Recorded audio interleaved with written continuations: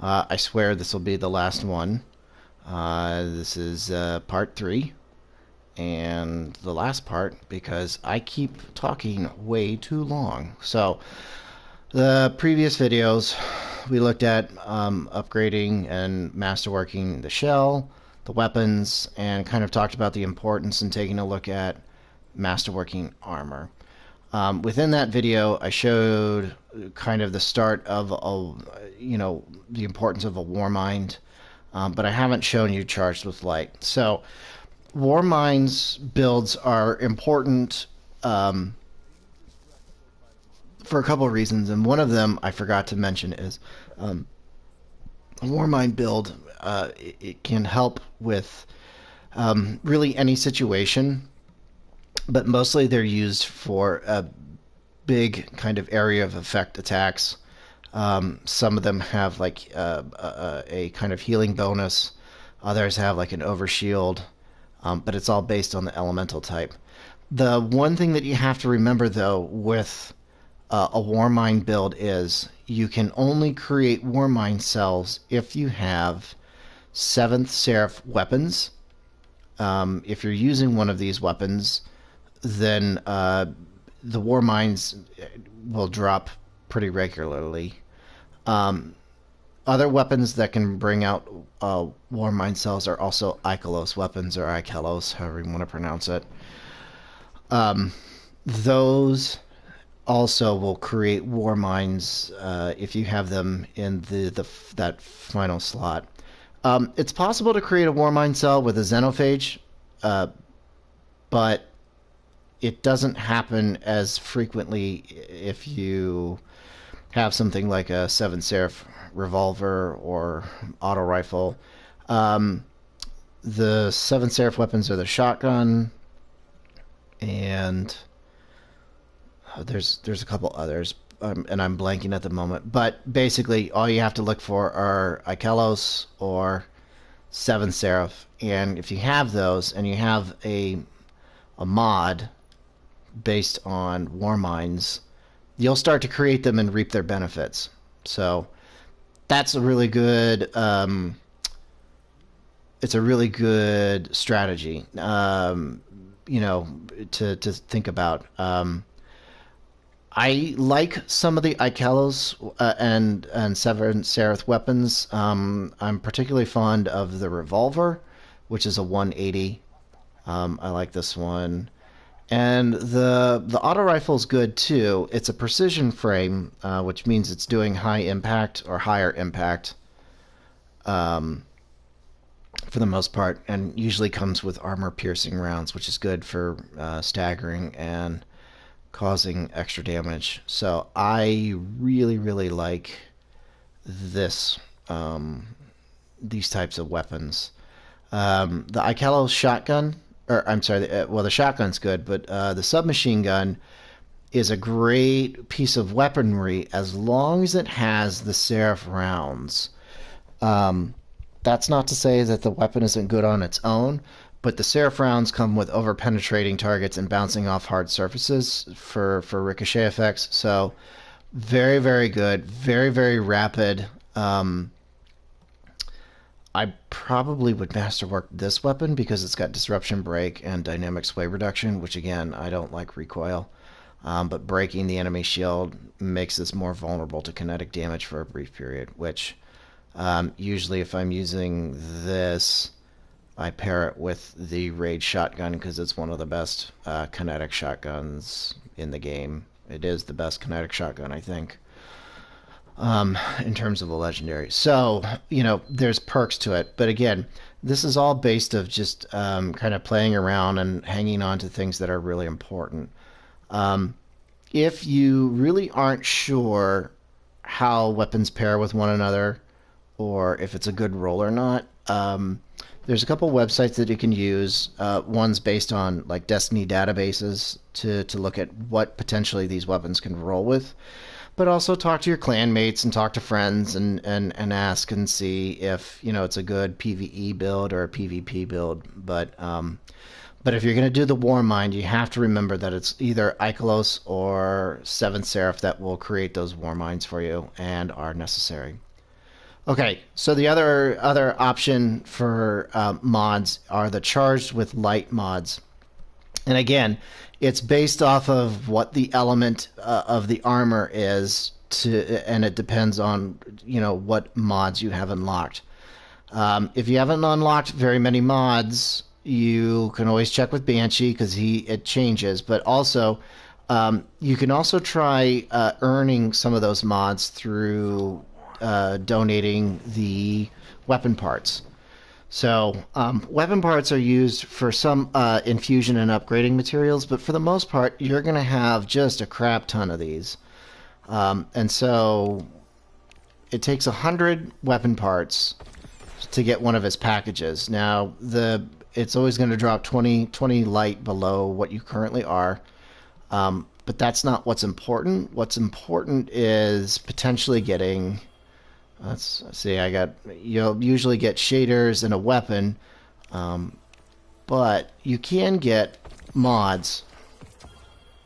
Oh, apparently, they want me to have the auto rifle for some reason, but I have a lot of the mods. So if you can't purchase it from here, you may get a chance for it to drop. And again, things that you can check on which mods you have by going to your collections and going to mods, and you can just see what kind of mods you are. It will also include the potential seasonal mods, but you can see what you've got unlocked from there for both armor and for weapons. And you can see that I've got all the mods for the weapons that have been unlocked. So, something to think about. Okay. Charged with Light is another. It's like a Warmind build, but also it has more. I think it has more freedom and capabilities. I think you have a lot more to choose from. The Warmind, or I'm sorry, the Charged with Light builds are based on collecting orbs of power, and then how you're going to use those orbs of power. So, in order to get Charged with Light, you're looking for mods that have a green hue to them.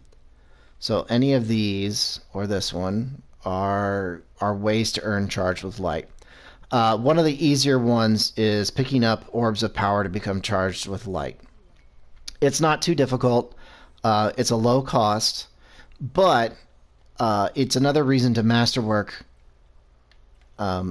your weapons, because masterworking your weapons, when you kill enemies rapidly, you're earning orbs of power, darkness, yada yada yada, whatever you want to call it. That's the one that I use the most. The other one that I used when I'm in a pinch is by breaking combatant shields with matching energy types. So if it's a fire shield and I break it with Xenophage, I get Charged with Light. I'm not a big fan of the Charged with Light by taking away your super, because it's hard enough as is for certain supers to keep charging. So unless you've got a high intelligence, which on my character it's 60, which is all right, but you can see that my cooldown is 4 minutes and 35 seconds. So taking a tenth of it away is not helpful, in my opinion, for a build like this. Now I can obviously change it to make it like 100 intelligence, but then I've still got like 3 minutes to go. So to make it 10% longer, I don't see a benefit to it. But again, personal preference. You're always going to have, based on the element, a kind of becoming Charged with Light with certain weapons. For fire, it's the rocket launchers and grenade launchers. Void is heavy machine guns and fusion, I want to say, and then arc is the others. No, machine guns are here. Trace and auto. They're different. I don't know them off the top of my head, which I apologize, but you can easily look at them. You can do becoming Charged with Light by with the Warmind cells, which that I just don't see a it's not something that I particularly do. Like I don't. If I'm gonna go charge with light, it's all charge with light in the mods. I don't vary between the two, but that's up to you. Okay, so green ones will give you charge with light. The shield break and the picking up orbs of power one are the easier ones. Plus, they don't cost as much. Now, in order to use Charge of Light, you need to have a gold mod in one of your armor slots. So, the one that I use is the High Energy Fire. So every time I pick up an orb, and basically every time I fire a gun, I'm doing more damage. And again, it's incredibly easy for me to use these two in combination based off of the fact that I'm using masterwork weapons. So every time I'm killing an enemy, more than likely I'm dropping an orb of power, which I then pick up. It becomes part of the additional damage that I'm going to do with, it consumes one stack. So basically I pick it up, I fire my gun, I'm using it, I'm just feeding into it. You can have it for your grenades, you can do it for health, you can do it with specific weapons. You're going to see there's it's this one. It's a blast radius and then the Argent Ordnance. People who have the new Raid rocket launcher are using these two in combination because, again, it's something that's feeding into one another, much like the picking up the orbs and then firing versus the stack with a masterwork weapon. So that's, again, it's something that you can just mess around with and play around with until you're comfortable with whatever build you're building with. I like grenade launchers, which I never thought I would say. Same thing along with SMGs. I've avoided them for so long, but now I have these builds that are really, really useful for the higher end activities that I love stuff like this. Again, it's based on each piece of armor is different. So here's your Void. So it's snipers and linear fusion rifles to become charged with light. These four are the same, and this one kind of remains the same, but the extra gold ones are different for the piece of armor and for which position it's, or what body part it's for. You're also going to see some things that if you've got them still, the Nightmare Crusher and the Dreambane mods. These mods are good for until I think the end of the next year, until the next expansion. But these mods are specific for, you can see, they're specific to nightmare bosses or doing anything on the moon that requires you to do any of the nightmare hunts, which nobody does anymore. So it's not that important unless you are really, really kind of like infatuated with the moon and staying on the moon. Nobody will use them. The Warmind builds are going to go away in a season or two. I can't remember which season it is, but utilize them now for what they're worth. And then lastly, there are some additional mods that you can put in here based on specific encounters. So I have all the Taken mods. These Taken mods, you can see that it's all grayed out in terms of the description. And that's because these mods are only available for the Last Wish raid. Same with, I have a Relay one. This is for Garden of Salvation, so it's only useful in the Garden raid. Outside of that, I'm using an energy slot, and it's not necessary. So it's something to think about when you are in those specific encounters. But outside of that, I would not waste those additional slots. Okay. And that's really about it. There's not much else that I can do other than talk to friends, talk to your clanmates, kind of play around with what you're comfortable with. because there's typically a mod for everything. So don't be afraid to kind of make something that speaks to you, make something that you're comfortable with.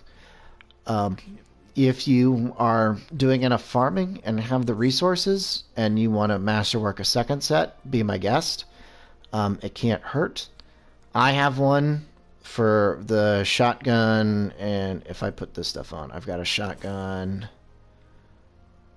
and I've got a grenade linear fusion. But you can see I've got different sets for what I need for the situation, so that I'm not constantly using my glimmer, which I don't have a problem with, obviously at this point, but it's not that big of a deal.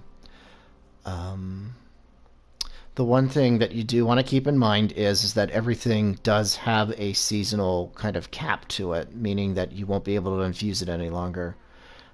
Because people will say, well, if the armor isn't going to be good for, after a certain amount of time, why would I masterwork it?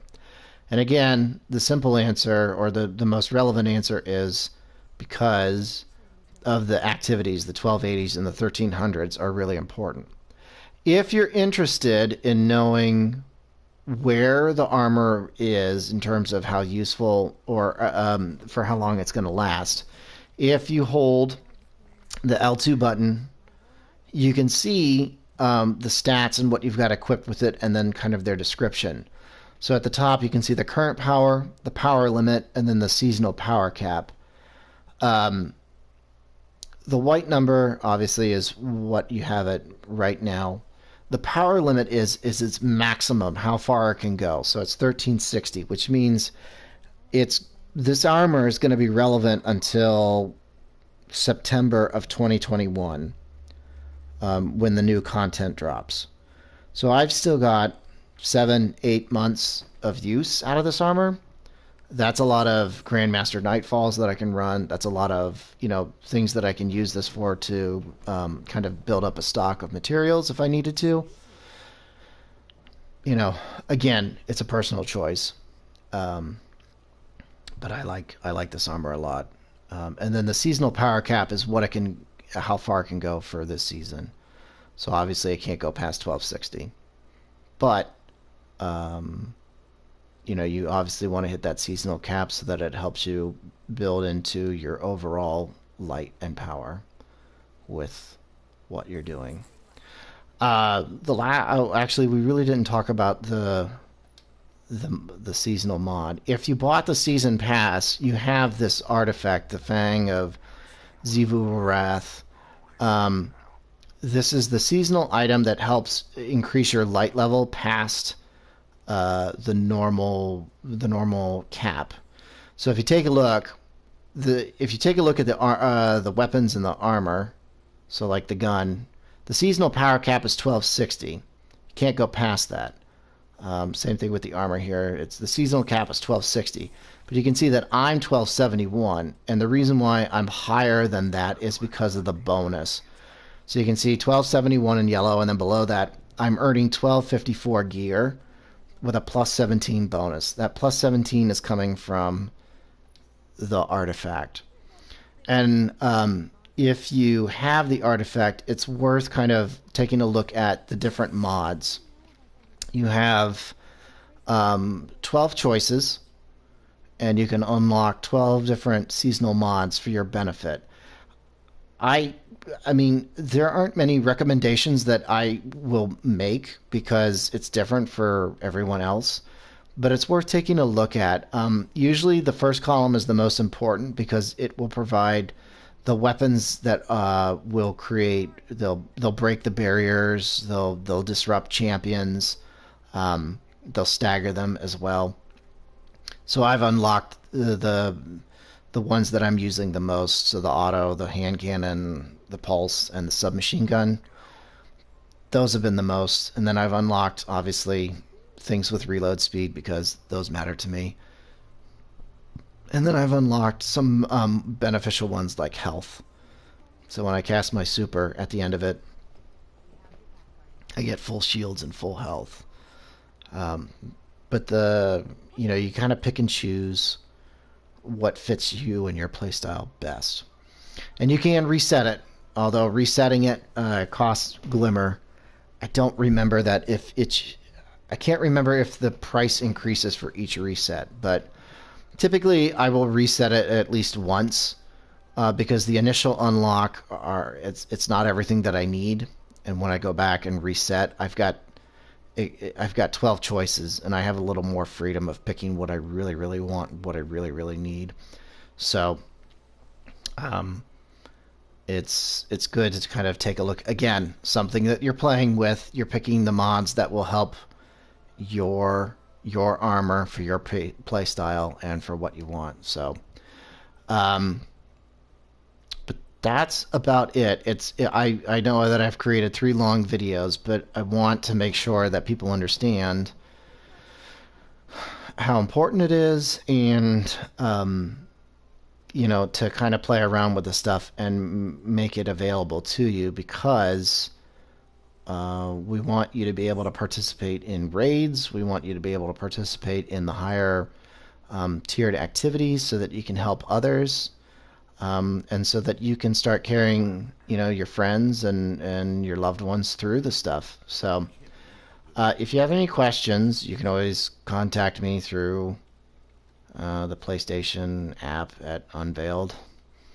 That's UN-VEILED. You can contact me through my YouTube channel, or you can find me on Discord under the same as Unveiled. So, hopefully that helps. Again, it's the teacher in me trying to kind of cover everything. So, I'm sure I talked longer than I needed to, but I know that some people are still kind of uneasy, unsure, maybe afraid, but you really can't make a wrong choice, especially if it's armor and things that you love using. So good luck out there, everybody, and let me know how it goes. Thanks.